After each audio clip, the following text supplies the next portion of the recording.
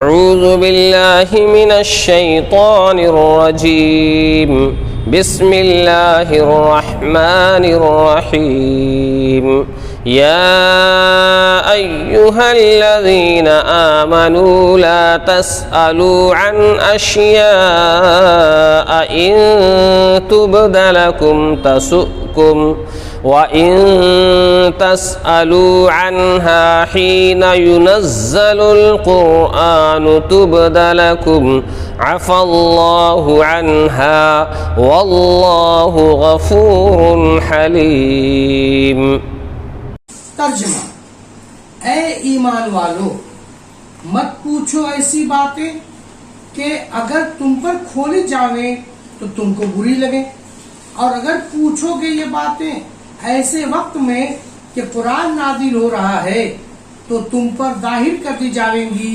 اللہ نے ان سے درگزر کی اور اللہ بخشنے والا تحمل والا ہے۔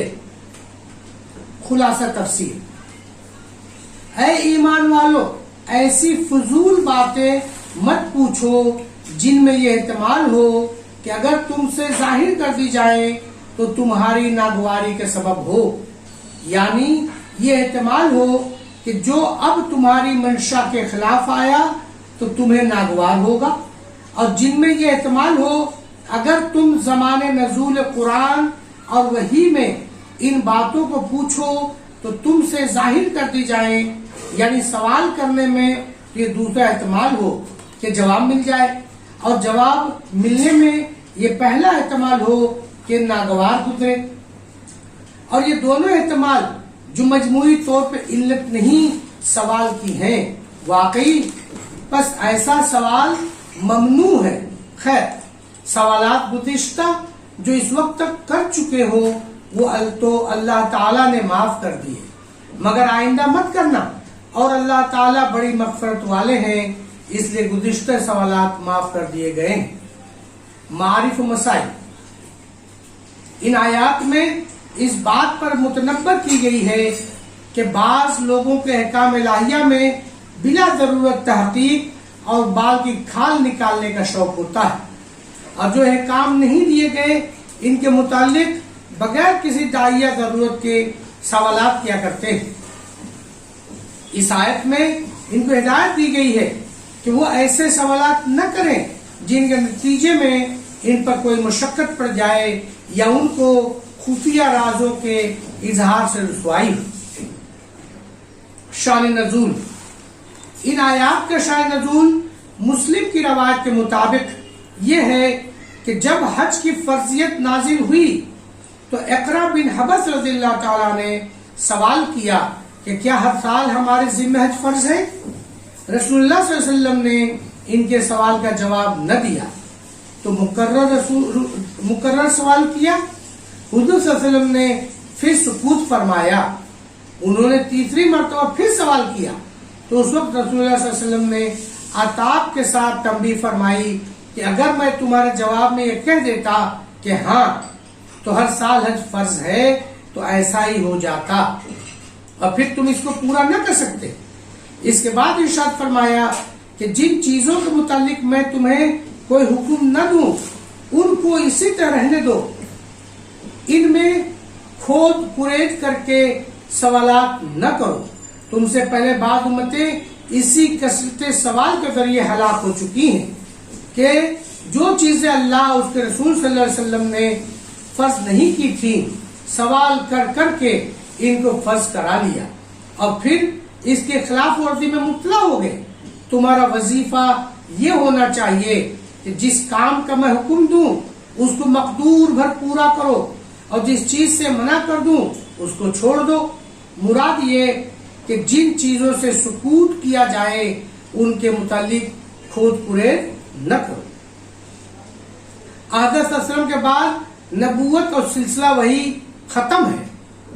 اس آیت میں ایک مضمون ضمنی جملے میں یہ بھی ارشاد فرمایا گیا ان تسألوا عنہا حین تنزل القرآن تبد لکم، یعنی نزول قرآن کے زمانے میں اگر تم ایسے سوالات کرو گے تو بذریعہ وہی ان کا جواب آ جائے گا۔ اس میں نزول قرآن کے زمانے کے ساتھ مقید کر کے اس کی طرف اشارہ فرما دیا گیا کہ نزول قرآن کی تکمیل کے بعد نبوت و وحی کا سلسلہ بند کر دیا جائے گا. خط نبوت اور سلسلہ وحی کے انقطاع کے بعد ایسے سوالات میں اگرچہ اثر نہ ہوگا کہ نئے احکام آ جائیں، جو چیزیں فرض نہیں ہیں وہ فرض ہو جائیں، یا بذریعہ وحی کسی کا خفیہ راز آشکار ہو جائے، لیکن بے ضرورت سوالات گھڑ گھڑ کر ان کی تحقیقات میں پڑھنا یا بے ضرورت چیزوں کے متعلق سوالات کرنا بعد انقطاع نبوت کے بھی مذموم اور ممنوع ہی رہے گا، کیونکہ اس میں اپنا اور دوسروں کا وقت ضائع کرنا ہے. رسول اللہ صلی اللہ علیہ وسلم نے ارشاد فرمایا، یعنی مسلمان ہونے کی ایک خوبی یہ ہے کہ آدمی فضول باتوں کو چھوڑ دیتا ہے. اس سے معلوم ہوا کہ جب سے بہت سے مسلمان جو بالکل فضول چیزوں کی تحقیق میں لگے رہتے ہیں کہ موسیٰ اسلام کی والدہ کا کیا نام تھا اور نوح اسلام کی کشتی کو طول و عرض کیا تھا، جن کا کوئی اثر انسان کے عمل پر نہیں، ایسے سوالات کرنا مذموم ہے. خصوصاً جب کہ یہ بھی معلوم ہو کہ ایسے سوالات کرنے والے حضرات اکثر ضروری اور اہم مسائل دین سے بے خبر ہوتے ہیں. فضول کے کاموں میں پڑنے کا نتیجہ یہی ہوتا ہے کہ آدمی ضروری کاموں کو ایسے محروم ہو جاتا ہے. رہا یہ معاملہ کہ حضرات فقہا نے خود ہی بہت سی مفروضہ صورتیں مسائل کی نکال کر اور سوالات قائم کر کے ان کے احکام بیان کر دیے ہیں. سو یہ بے ضرورت چیز نہ تھی. آنے والے واقعات کو نے بتلا دیا کہ آئندہ نسلوں کو ان کی ضرورت تھی، اس لیے تو فضول اور لا یعنی سوالات نہ تھے.